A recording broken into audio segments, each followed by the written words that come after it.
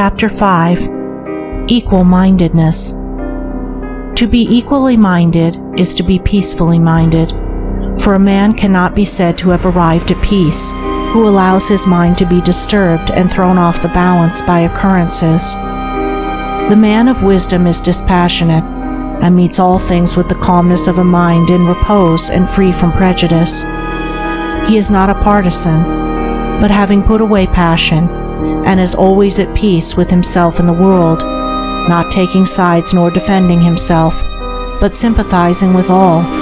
The partisan is so convinced that his own opinion and his own side is right, and that all goes contrary to them is wrong, that he cannot think there is any good in the other opinion and the other side. He lives in a continual fever of attack and defense, and has no knowledge of the quiet peace of an equal mind. The equal-minded man watches himself in order to check and overcome even the appearance of passion and prejudice in his mind, and by so doing he develops sympathy for others, and comes to understand their position and particular state of mind.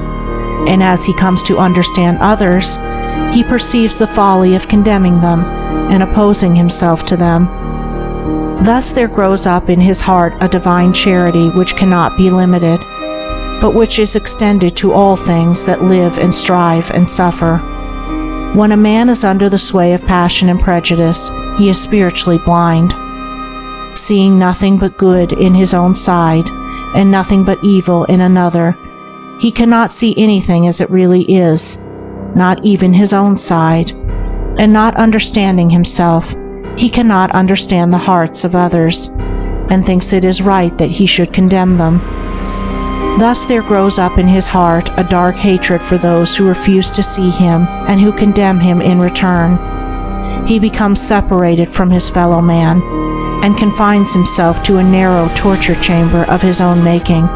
Sweet and peaceful are the days of the equal-minded man, fruitful in good, and rich in manifold blessings.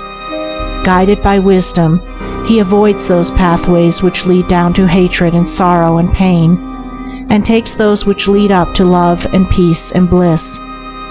The occurrences of life do not trouble him, nor does he grieve over those things which are regarded by mankind as grievous, but which must befall all men in the ordinary course of nature.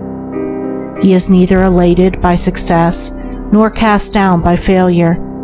He sees the events of his life arranged in their proper proportions, and can find no room for selfish wishes or vain regrets, for vain anticipations and childish disappointments. And how is this equal-mindedness, this blessed state of mind and life, acquired?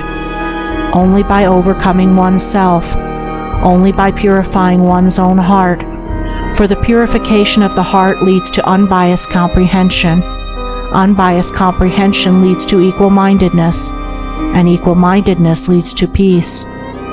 The impure man is swept helplessly away on the waves of passion. The pure man guides himself into the harbor of rest. The fool says, "I have an opinion." The wise man goes about his business. End of chapter 5.